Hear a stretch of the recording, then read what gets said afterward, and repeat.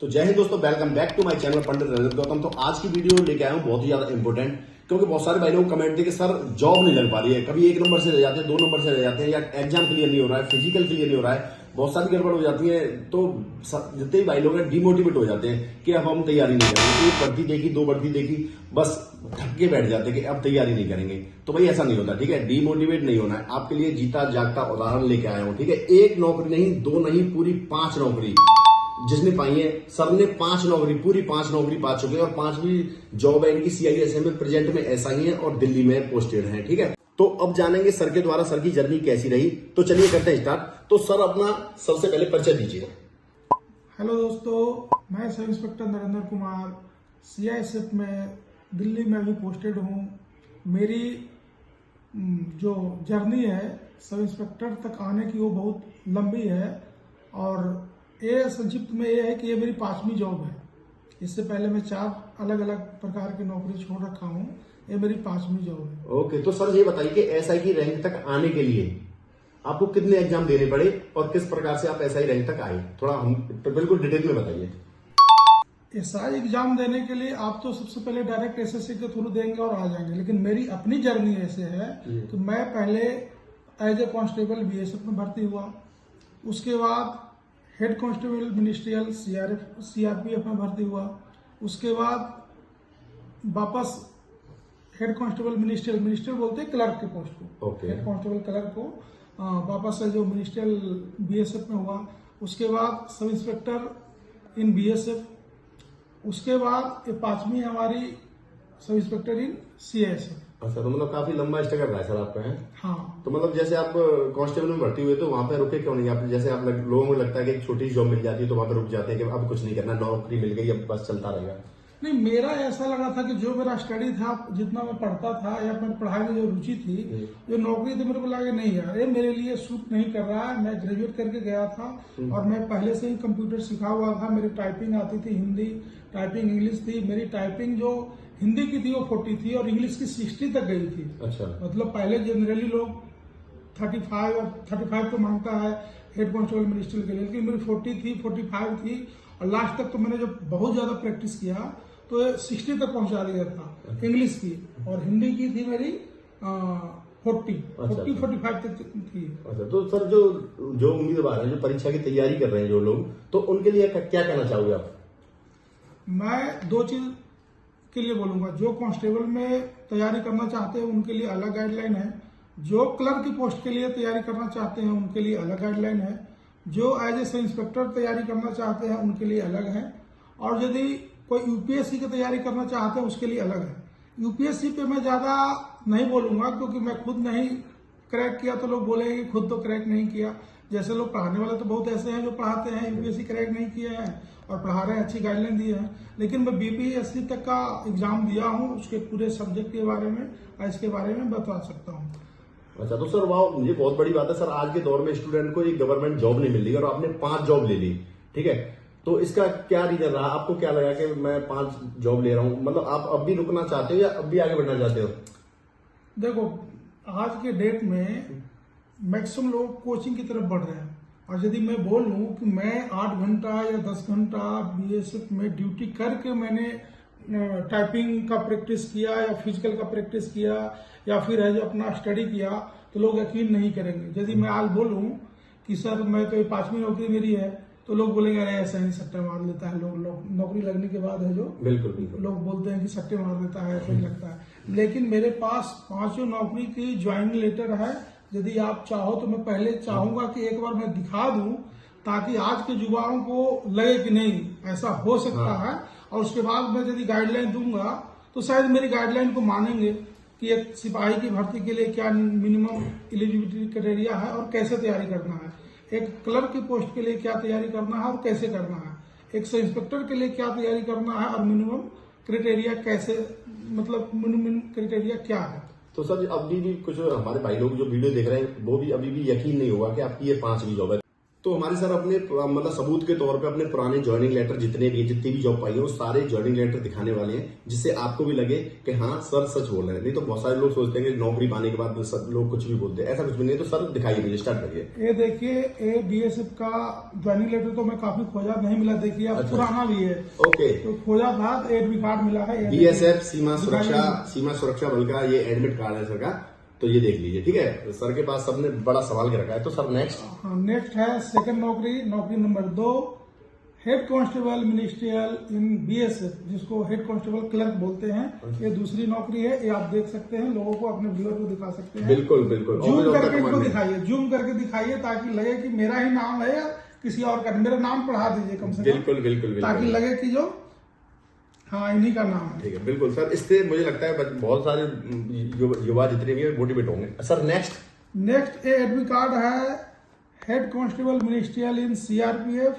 यानी head constable clerk जो बोलते हैं वो सीआरपीएफ है। देखिए मेरा फोटो है, एडमिट कार्ड लगा हुआ है। एडमिट कार्ड पहले दिखाता हूँ। सीआरपीएफ का हेड कांस्टेबल मिनिस्ट्रियल का है सर का ये। हाँ। और सर का फोटो देख लो सर, उसमें जूम करके दिखा दीजिए, मेरा ही है और मेरा ही नाम है। मेरा नाम कम से कम पढ़ लीजिए। बिल्कुल, कितने यंग थे उस टाइम में सर, और आज भी ऐसे ही हैं जैसे कि पहले थे, है ना। तो सर नेक्स्ट एक चीज और करना चाहूंगा कि जिन लोगों को लगता है कि एक नौकरी मिली और मेरा एक्सटेंशन लेना है, भाई मैं ज्वाइन नहीं करूंगा तो क्या होगा, मेरी नौकरी चली जाएगी क्या। बिल्कुल। तो मैं एक अमेजिंग चीज दिखाने वाला हूं।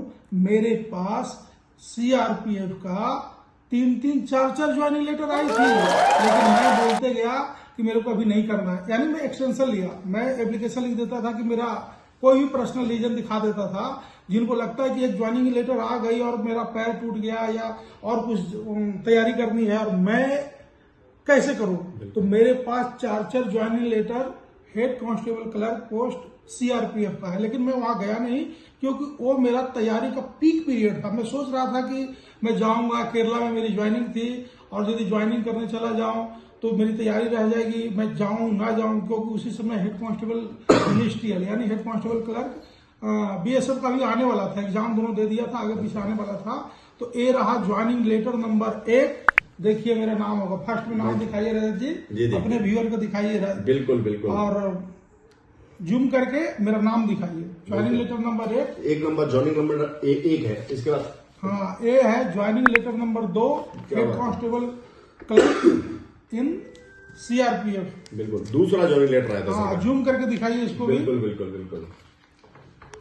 ये रहा तीसरा ज्वाइनिंग लेटर। क्या बात है, तीसरी ज्वाइनिंग लेटर दिया कि आप ज्वाइन कर लीजिए। बार बार ज्वाइनिंग लेटर भेजे जा रहे थे, लेकिन सर का वो पीक पॉइंट था तैयारी का। सर को लग रहा था कि मैं और अच्छी जॉब पा सकता हूँ, इसलिए सर को बार बार एप्लीकेशन इनको भी चाहूंगा कि इनको भी ज्वाइन 3 को भी जूम करके दिखाइए। बिल्कुल बिल्कुल। ये रहा तीसरा। एक आया था चौथी। लोग बोलते हैं कि 3 ही चांस होता है, लेकिन 3 ही चांस नहीं, मेरे को 4 चांस दिया गया था सीआरपी के द्वारा। ये देखिए 4, ये चौथी है ज्वाइनिंग लेटर 4। ठीक है, तो 4 चांस दिए गए थे सर को, लेकिन सर फिर भी वहां पे गए थे। सर आप वहां पे फिर नहीं, सीआरपीएफ में मैं ज्वाइनिंग नहीं किया था, क्योंकि जो अपॉइंटमेंट लेटर पहले दिखाया था जी वो बाद में आया था, ये पहले आया था। अच्छा। वो जो हेड कांस्टेबल क्लर्क का बीएसएफ का अपॉइंटमेंट लेटर दिखाया वो मेरा बाद में आया था, और सीआरपीएफ का पहले आया था। लेकिन सीआरपीएफ का मेरे को लग रहा था कि हेड कांस्टेबल मिनिस्ट्री बीएसएफ में हो जाएगा, और सब इंस्पेक्टर की तैयारी साथ साथ चल रही थी। तो मेरे को लगा कि बीएसएफ छोड़ करके सीआरपी जाऊं, एक वर्दी से प्यार होता है, फिर वहां जाऊं, वहां से फिर पता नहीं किस फौज में जाना पड़ेगा। तो बीएसएफ से एक लगाव था। मैं बीएसएफ में ही रहता था। थोड़ा देर रुका और मेरा बीएसएफ के हेड कांस्टेबल क्लर्क का फाइनल अपॉइंटमेंट वहां पे हो गया। इसी का नेक्स्ट क्या है सर? तीसरी है कि जब मैं as a clerk sub inspector की तैयारी कर रहा था, साथ साथ मेरी फिजिकल तैयारी चल रही थी, और मेरा ग्रेजुएशन कंप्लीट था, तो मैंने सब इंस्पेक्टर की तैयारी जारी रखी थी। और मेरा सब इंस्पेक्टर का ए रहा ज्वाइनिंग लेटर, ए रहा बीएसएफ का। क्या बात, सब इंस्पेक्टर का ये? हाँ, ये देख लीजिए। ये पहले है जो इंटरव्यू का है, सबसे पहले ऑर्गेनाइजेशन एसआई एग्जामिनेशन एसएससी के थ्रू। ये इंटरव्यू का लेटर है, इंटरव्यू का लेटर दिखाया। इंटरव्यू का लेटर सर का बीएसएफ में एसआई जब बने थे उस टाइम का ये है ना। तो इसी का हमारा नेक्स्ट सर का, उसका इंटरव्यू के बाद आया था ज्वाइनिंग लेटर। ये बीएसएफ का ज्वाइनिंग लेटर, बीएसएफ के SI recruitment of the post sub inspector direct entry in BSF offer of appointment letter. Sir का ज्वाइनिंग लेटर ये एसआई का बीएसएफ का है ना। वहां हमने फिल किया था जाने के बाद। ये आप दिखा दीजिए, ये है जो उनका साइन है बीएसएफ का, जो आया था, साइन होकर बाई स्पीड पोस्ट लिखा है ना, okay okay. Registered with AD. AD का मतलब होता है जिसके नाम से आया है जी, जी। उसी को रिसीव करना होता है। क्या ये बात देखिए है। यहाँ पे लिखा हुआ है बहुत बढ़िया। रजिस्टर्ड विद एथी, ज्वाइनिंग लेटर नंबर है, इधर नीचे साइन है। ये देख लीजिए, पेज नंबर 1, 2, 3, 4 पेज का है, लास्ट में देख लीजिए। बहुत बढ़िया था, बहुत बढ़िया। ये पक्का दिखाइए कि मेरा ही नाम है, मैंने सर- ऐसा ही नहीं हो कि किसी को लगे कि अरे दूसरे का है। ये दिखा दीजिए जूम करके बिल्कुल, बिल्कुल। कि मेरा ही नाम है। तो ये हो गया ज्वाइनिंग लेटर नंबर 4। 4 तक अभी हो गया। 4 में भी मैं जब बीएसएफ में था तो मेरे को लगा कि बॉर्डर की ड्यूटी है और ठीक है, जो जहाँ रहना है ठीक है, लेकिन मेरे को लगा यार पब्लिक प्लेस में ड्यूटी करना थोड़ा सा अच्छा है, लाइफ है, तो मिलना जुलना और लोगों को बात विचार करना। तो मैं जब से इंस्पेक्टर बीएसएफ की तैयारी कर रहा था, उसके साथ साथ सीएसएफ की भी लगा था कि नहीं, एक सीएसएफ में हो जाता तो थोड़ा अच्छा होता। जैसे भी आज के यंग युवा को लगता ही होगा कि जो सीएसएफ की नौकरी अच्छी है, फैमिली उंगली रखने का थोड़ा सा मिल जाता है। तो मैं सीएसएफ की तैयारी किया और सीएसएफ का ही मिला मेरे को, इंस्पेक्टर इन सीएसएफ। आप यहाँ पे देख सकते हैं, पहले इंटरव्यू का लेटर दिखा दीजिए। इंटरव्यू सीआईएसएफ इन इंटरव्यू का ये लेटर है सर? हाँ, एसएससी के थ्रू है। वहाँ पे उस समय सीएसएफ का नहीं लिखा रहता, एसएससी केवल देती है कि आप दीजिए सीपीयू के थ्रू। आपका यदि मेरिट आएगा तो सीआईएसएफ में होगा। मेरा नाम जरूर दिखा दीजिए। बिल्कुल बिल्कुल जी, बिल्कुल दिखाया जा रहा है सर। बिल्कुल, अब तो भरोसा करना पड़ेगा इन सबको, जितने भी देखेंगे। अब देखिए, अभी बता रहा हूँ, ये हमारा ज्वाइनिंग लेटर बीएसएफ में ही आया था। यहाँ पे टीसीएस लिखा, यहाँ पे देखिए टीसीएस लिखा हुआ है। इसका मतलब होता है training centre and school. Training centre and school Hazaribagh में आया था मेरा ज्वाइनिंग लेटर सीआईएसएफ के लिए। पूरा पढ़ के सुना दीजिए क्या लिखा हुआ है रजत जी, थोड़ा सा मैं बता, recruitment of x through SSC CPU examination 2009, offer of appointment in CISF. हाँ, ये हमारा सीआईएसएफ का रहा, सीआईएसएफ का। यानी देखा जाए तो constable GD in BSF 1 number, head constable minister in CRPF 2 number, जिसके 4 ज्वाइनिंग लेटर आपको मैंने दिखाए, 4 ज्वाइनिंग लेटर। उसके बाद head constable ministerial in BSF 3 number, 4 number में सब इंस्पेक्टर इन बीएसएफ 4 हो गए। बिल्कुल। 5वीं जो अभी मैं कर रहा हूँ, ये कंधे पे स्टार लग रहे हैं। बिल्कुल, ये हमारी है जो 5वीं नौकरी है। अब यदि आपके व्यूअर जो आपके चैनल में 32 लाख में देखा कि यूट्यूब में है, बिल्कुल सर, तो मैं उन 32 लाख लोगों को मैसेज देना चाहता हूं कि यदि आप तैयारी करेंगे बिल्कुल बिना कोचिंग का, क्योंकि मैं पढ़ाई किया था और मेरे को ड्यूटी करनी थी। ड्यूटी करने के बाद कोचिंग में मैं कहीं नहीं गया और बीएसएफ में था उस समय।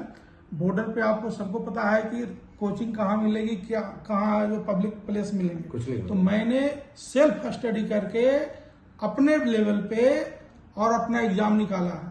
उसमें फिजिकल की भी तैयारी की, मैंने टाइपिंग की भी प्रैक्टिस की और स्टडी भी किया। बिल्कुल सर।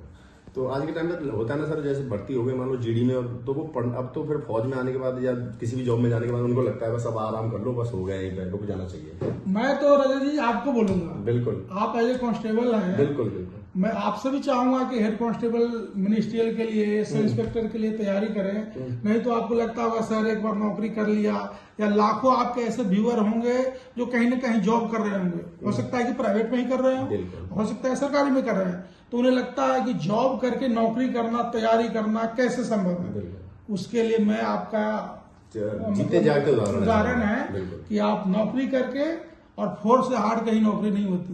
यदि रजत जी एक दिन और समय देंगे तो मैं बताऊंगा सीआरपीएफ की कितनी हार्ड है और इनकी कितनी है, कैसे कैसे जर्नी है। क्योंकि एक ही दिन सब बताने लग जाएंगे तो थोड़ा सा लंबा हो जाएगा।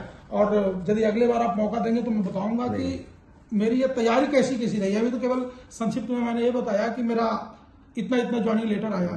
इन ज्वाइनिंग लेटर आने के पीछे मैंने तैयारी कैसे की, क्या मेरा तैयारी का शेड्यूल था, कितने बजे मैं उठता था, कितना पढ़ता था, कैसे स्टडी करता था, कैसे क्वेश्चन पेपर बनाता था, इसके बारे में ही मैं डिटेल से बताऊंगा यदि आपके पास समय आपको दिया जाएगा सर। और सर के बारे में और जानकारी चाहिए तो उसके लिए मैं नेक्स्ट वीडियो लेके आऊंगा। और कौन कौन इंटरेस्टेड है सर की आगे जर्नी जानने के लिए, और इतना हैवी जो स्ट्रगल रहा सर का, एक गांव से बिलोंग करते हैं नॉर्मल से सर, और इतनी 5 नौकरी पाली, कहाँ आज के टाइम पे किसी युवा को एक नौकरी नहीं मिल रही है। तो आगे का जो सर का स्ट्रगल जानने के लिए अगर कोई इंटरेस्टेड है तो नेक्स्ट वीडियो जब भी लाऊंगा, जब आप कमेंट करोगे तो कमेंट सेक्शन में जाकर कमेंट करिए और सर की जर्नी जानने के लिए नेक्स्ट वीडियो का इंतजार करिए। ठीक है, मैं आपके कमेंट का इंतजार करूंगा, आप हमारी वीडियो का इंतजार करिए। ठीक है, तो कमेंट जरूर करें कि सर की नेक्स्ट स्टोरी आपको जाननी है। ठीक है, तो सर इसी के साथ करते हैं इनका जय हिंद, जय भारत।